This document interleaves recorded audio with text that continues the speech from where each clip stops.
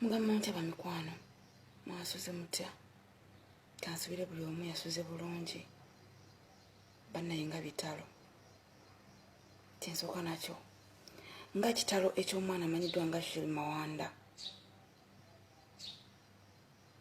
Bannajulani mwenna bannange Mukama yekka yaba abagumya, Mukama yekka yaba abagumya.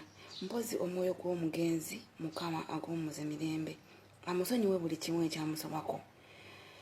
Bannange birungi si birungi nga tufiira bawalabu, nga tuggweerawo mu bawalabu bannange. Naye Mukama atusaasire, atuteekeko obukuumi, atubeererewo mu buli mbeera. Inna lillahi wa inna ilaihi raaji'uun. Bambi omwakwano omukyalo omwana oyo omwoyo gwe Mukama agulamuze ekisa ekisinga, era katuze Mukama atambuze bulungi omubiri gwe asobole okugutuusa ewaka.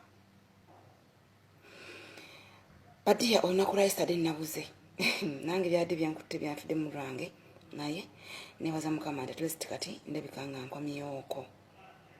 Banaye mwannumbye nimungamba mashayi baluwa zaakuweddeko ffe tukulinze tetukulaba. Ebaluwa tezisobola kunzigwako neze nnyina simanyi wenziteeka wabula ate obudde olumu buyinza okunnemesa.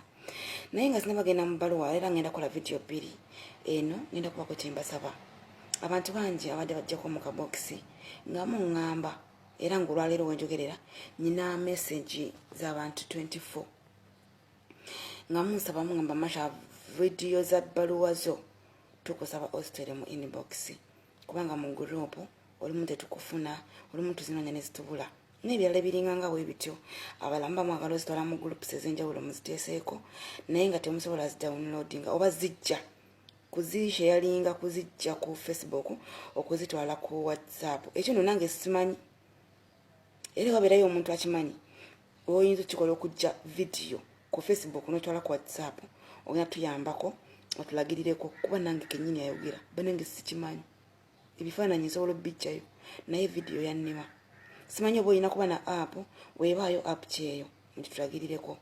Mpozi banange sisobola kukwata vidiyo ningisindika mu inbox z'abantu 24 kubanga mbako bize. Kibala wansindika vidiyo nze nkola ebyange ne mala wenzija nesobola okuddamu okulipurayinga ate ndipurayinga lwaggulu mbeerako bize. Kati kyembadde njagala okusaba oba okuteesa wamu nammwe nti ebbaluwa eno ngenda giza ku timeline yange era ngenda kubasaba mwenna wemubanga mukisemba nti masha ebbaluwa ziteeke ku timeline yo kuba ku timeline yange newoba obuze kuba bamu baŋŋambye nti olumu tetubeerako ne tujja ne tuzinoonya ne zitubula. Naye newoba toliiko nga eri ku timeline ojja n'ogenda n'ogamba kangende ku timeline ya masha nako mukula ebbaluwa bweti kangende ndabe n'eno. Kati mbadde nteeseza baddiya tudde ku timeline abakisemba nti wene ku timeline gye tuba tuteekanga ebbaluwa zaffe nga newoba toliiwo ojja kujja ogisange tugenda kukozesa ebigambo ebya bibiri. Nze ninga Badi Black anti Badi Black yagamba ye president ye najja yamufuga.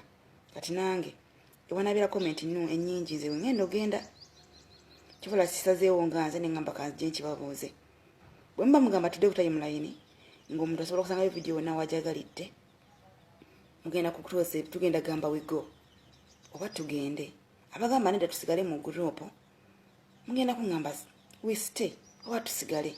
Nze kati bw'olaba comment ennyingi toddamu kunnoonya omanyeyo gy'onsanga. Bwe baba bagambye tugende ngenda kubasaba bwe mbadde siina ojja kusindikira friend request kiba kitegeeza timeline yange ojja kuba onfuna era request nja kugezaako nga bwensobola mbe nga njiddamu. Awo manye nti ebbaluwa zange ziri ku timeline mujja kuli ne waba taliiko ajja n'agitwala ki n'agiraba. Awo nja kuba nsigazza batono abatamanyi kuzijjayo oyo newajja mu kabox n'angamba masha nja atwala bbaluwa yo ki ku group yange naye nnemeredde ginsindikire awo mu inbox nasobola ogikusindikira ate era nga nja kusanyuka nnyo nga mutuyambyeko okutulagira we tulina okukikola. Kale ekyo kye mbadde nsaba kati kankomewo n'ebbaluwa y'olwaleero bambi naye tugiteeseeko kuba omwami ono yeetaaga amagezi gaffe. Good morning.